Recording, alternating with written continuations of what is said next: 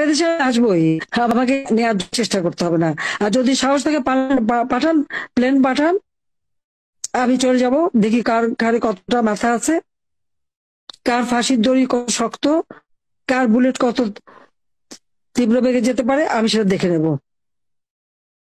হ্যাঁ, আমি ঘটনাচক্রে আমি চলে আসতে বাধ্য হয়েছি, কিন্তু আমি বাংলাদেশে ফিরবই।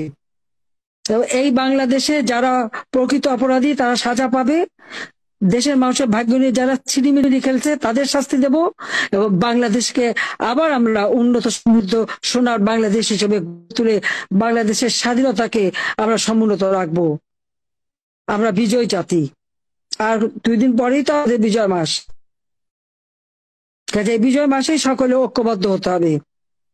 এই খুনি, সুদখোর, জঙ্গি শাসক আর ওই যুদ্ধাপরাধী জঙ্গিদের হাত থেকে দেশকে রক্ষা করতে হবে, সেটাই আমাদের প্রতিজ্ঞা, এবং তা আমরা করব ইনশাল্লাহ। সবাই ভালো থাকেন, সুস্থ থাকেন, যার যা আছে সেটা আপনাদের নিয়ে চলতে হবে, আর এর হাত থেকে দেশ রক্ষা করার জন্য সবাইকে এক হওয়ার আমি আহ্বান জানাচ্ছি। খোদা হাফেজ। জয় বাংলা, জয় বঙ্গবন্ধু।